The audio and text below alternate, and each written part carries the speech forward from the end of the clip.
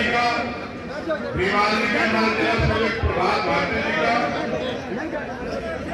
अंकुर अम्बेडकर जी का, मास्टर प्रदीप जी का, पार्षद भूगल जी का, अरविंद कुमार जी का, राजकुमार सैनी जी का, डीपी सिंह जी का, जोगेंद्र सिंह जी का, नेटू सिंह जी का, गाजी जी का, एहसान साहब का और हमारे राष्ट्रीय महामंत्री भाटी जी का। आज की सभा के अध्यक्ष ब्रिजेश जी और इस मंच पर उपस्थित डॉक्टर ब्रजपाल जी, सुशील जी और जितने भी सीनियर नेतागण हमारे पार्टी संगठन के यहाँ उपस्थित हैं, उनका बहुत बहुत धन्यवाद।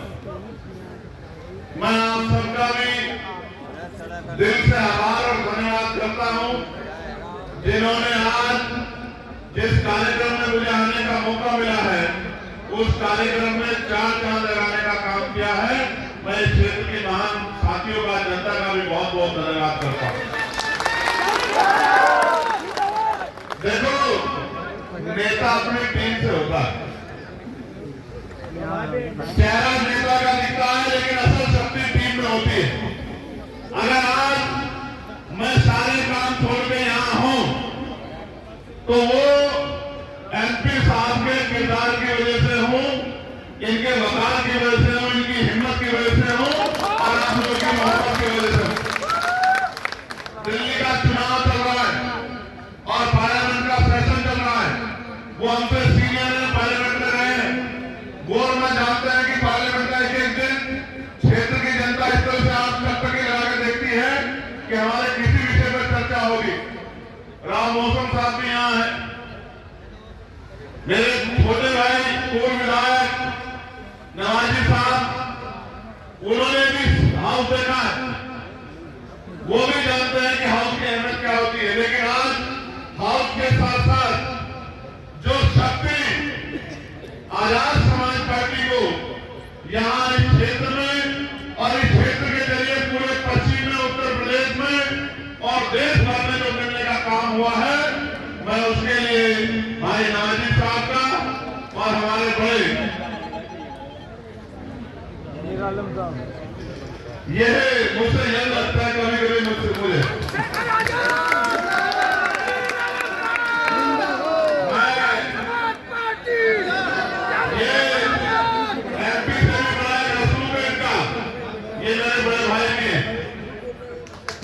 बहुत बहुत धन्यवाद करता हूं हम पे भरोसा करने के लिए।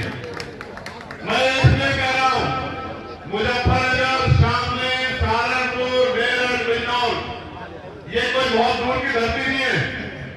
मैं आपका इस क्षेत्र के आधार पर आपके अपने परिवार का आपका भाई बेटा, मैं आपसे बाहर नहीं हो सकता हूं कभी, मैं आपका साथी हूं।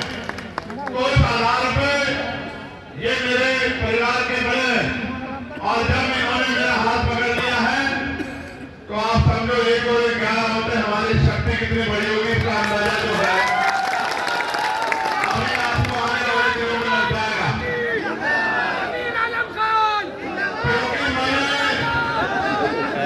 क्योंकि मैंने शुरुआत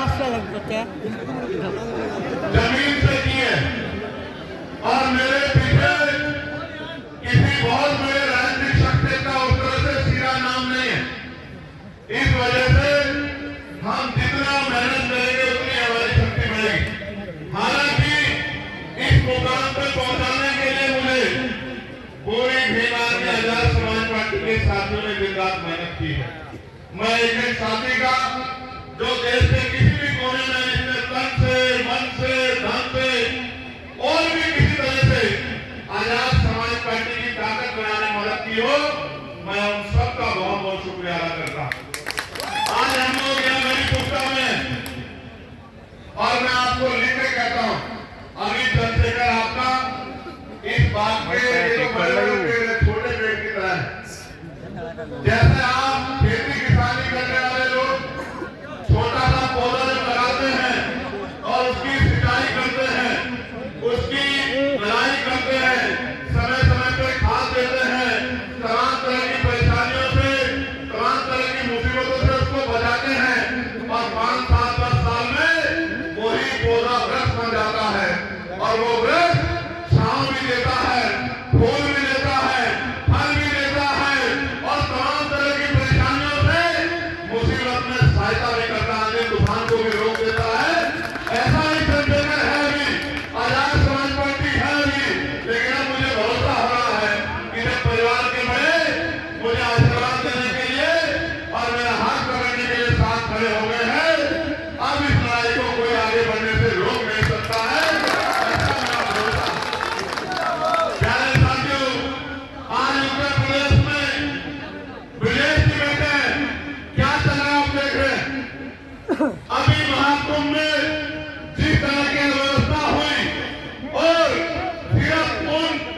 जो अव्यवस्था के कारण लोग की जाने के लिए सिर्फ उनको छिपाने के लिए जानबूझ के पूरे प्रशासन को, पुलिस को असंवैधानिक काम करने के लिए मुख्यमंत्री ने मजबूर किया कि वो झूठ बोले, वो चुप रहे, क्योंकि हर आदमी उसके अंदर इंसानियत है, वो किसी भी धर्म मजहब को मानता हो, सबको पीड़ा हुई, लेकिन प्रधानमंत्री को दया आ गई।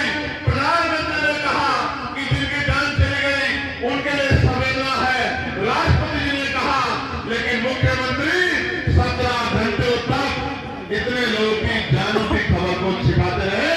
जो आदमी कुर्सी के लिए इतना गरूर और घमंड और भावनाओं को मानने वाला बन जाए, क्रूर बन जाए, मैं आपको लिख के देता हूं कि कुदरत भी उसका साथ नहीं देती। जिस कुर्सी पे बैठ के जुल्म कर रहे हो, जिस कुर्सी पे बैठ के एक घटना नहीं 3 घटनाओं में छिपाई गई, किसी ने अपने परिवार का की बहन खो दी, किसी ने अपना भाई खो दिया, किसी ने अपना बेटा खो दिया, किसी ने घर का कमाने वाला खो दिया, किसी के सर से बात का साया उठ गया और मुख्यमंत्री वो आंसू टपका के संवेदना प्रकट करने की बजाय सिर्फ और सिर्फ कुर्सी बचाने के चक्कर में लगे रहे। ये बात स्पष्ट करती है कि आज उत्तर प्रदेश में हंडे में पीड़ा रखने वाला मुख्यमंत्री नहीं, लोगों के घर उजाड़ने वाला, बुलडोजर से लोगों के घर गिराने वाला और जबरदस्ती फर्जी मुकदमे करके गरीबों के घर बर्बाद करने वाला मुख्यमंत्री उत्तर प्रदेश की सत्ता में बैठा है। और जिसको जनता से मतलब नहीं, जिसको सिर्फ सत्ता की कुर्सी से मतलब है। ऐसे एक नहीं, 1000 आएंगे और 1000 चले जाएंगे, लेकिन मैं कहना चाहता हूं वो अगर कुर्सी में बैठे हैं तो कहीं ना कहीं इसमें दोष हमारा भी है। अगर हमने एमपी साहब, अगर मीरापुर के लोगों ने मेरी बात मान ली होती और जितना वोट एक दूसरी पार्टी को देकर बर्बाद किया, उतना वोट चंद्रशेखर आजाद को दे दिया होता तो एमएलए यहाँ मीरापुर में आजाद समाज पार्टी का आपका अपना होता, आपकी बात लखनऊ में मजबूत होती। ये गलती हमसे हुई है, हम दूसरों को ज्यादा दोष न दे। आपको याद होगा, मैं आपको उदाहरण खतौली के तौर पर दिखाता हूँ। खतौली कोई जीत नहीं सकता था, 3 बार से हारे, और चौधरी अजीत सिंह जी, क्योंकि उस परिवार का सम्मान है, वो भी हमारे क्षेत्र का बड़ा परिवार है, देश विदेश की राजनीति में एक बड़ा रूप रहा है। चौधरी चरण सिंह जी को अपना नेता मानते हैं। चौधरी अजीत सिंह जी भी लोकसभा के चुनाव में खतौली नहीं जीत पाए, नहीं जीत पाए थे। 30,000 का पता लगा, 17 में हारे, 22 में हारे। फिर मैंने कहा कि चलो मिलकर लड़ने के लिए मेरे दिल में पीड़ है। ये सरकार सिर्फ एक धर्म के विरोधी नहीं, ये हर धर्म के विरोधी। ये कुंभ ने साबित कर दिया कि ये हिंदुओं की बात सिर्फ राजनीतिक विरासत के लिए कहते, राजनीतिक सत्ता के लिए कहते हैं, ये हिंदुओं के भी हितैषी नहीं है। अगर ये किसी के हितैषी है तो सिर्फ और सिर्फ कुर्सी के हितैषी है। इनको कुर्सी चाहिए और कुर्सी में बैठ के ये जुल्म करना चाहते हैं।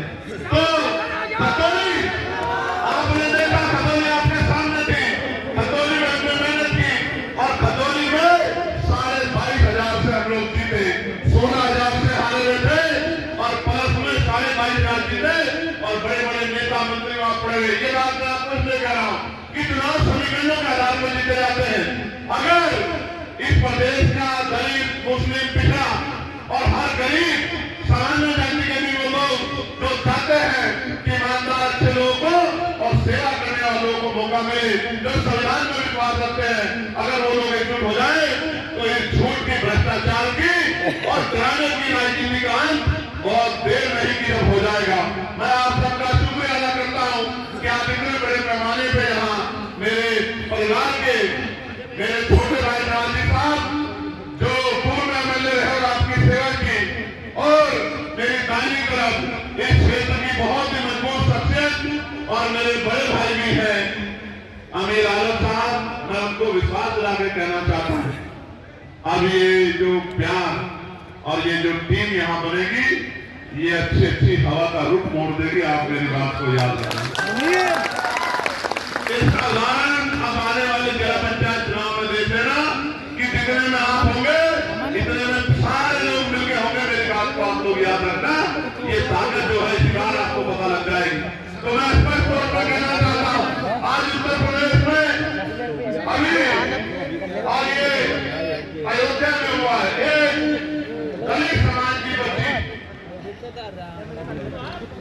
उसकी आंख फोड़ दी गई।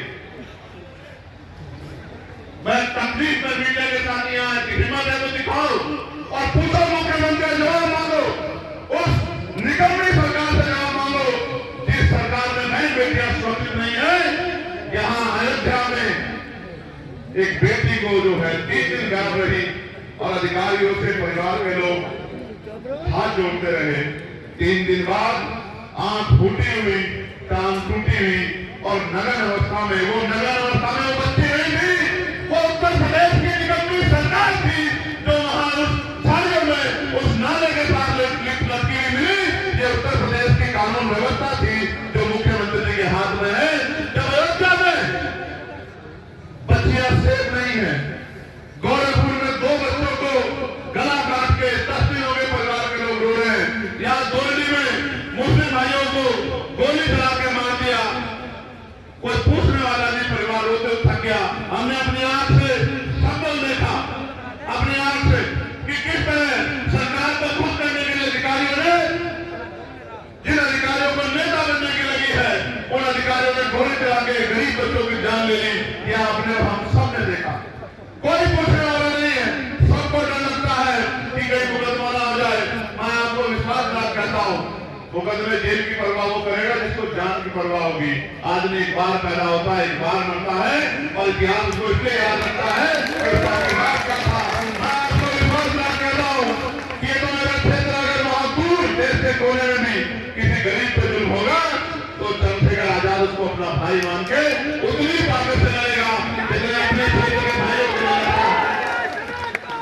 ये आजाद समाज पार्टी आपकी अपनी पार्टी है, आपका अपना घर है। इस पर जितना मजबूत करोगे उतनी आपकी समस्याओं का हल होगा, उतनी आपकी बात मजबूत होगी। जिन दफ्तरों में आज अधिकारी आंखें दिखाते हैं, उन दफ्तरों में बैठे अधिकारी आपके गांव में आगे लोगों के काम करेंगे। जितना आप आजाद समाज पार्टी को मजबूत करोगे, आपने सब पे भरोसा किया, सबको वोट दिया। एक बार जब आमिर साहब ने आपसे ये आग्रह किया है कि मेरे हाथ को मजबूत कर दो, तो एक बार मैं आपसे कहना चाहता हूं कि एक बार आप आगे बढ़ के एक कदम चल के देखो। आजाद समाज पार्टी का एक बहादुर सिपाही, भीम आर्मी का एक बहादुर सिपाही 100 कदम चल के आपके तन मन धन और आपके हर तरह के अधिकारों की रक्षा करने का काम करेगा, संविधान की रक्षा करने का काम करेगा। क्योंकि ये सच है कि मुझे जाकर प्रचार करना है।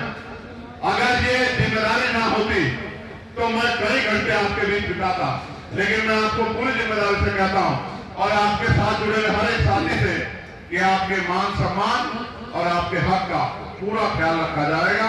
ना आपके मान सम्मान में कमी होगी, ना आपके अधिकारों में कमी होगी। इस बात का मैं आपको विश्वास दिलाता हूं। और आखिरी बात ये बात सुन लेना, और ये मैं आपको भी कह रहा हूं, आप इनसे पूछना जाके मेरे जाने के बाद, ये गौर से सुनना। आदमी 100 रुपए का सामान खरीदता है, सामान को चेक करता है नहीं करता, बताओ? करता है नहीं करता है? लेकिन जब आप करोड़ों रुपए से कीमती वोट डालने जाते हो तो एक बार नहीं सोचते जिसको वोट दे रहे हो कल आपके लिए खड़ा हो जाएगा नहीं हो जाएगा, आपकी आवाज बन जाएगा नहीं बन जाएगा। आंख बंद करके वोट देंगे और सिर्फ इस बात पे कि हराओ से हराओ नहीं, जीतो और अपनी हिस्सेदारी के साथ।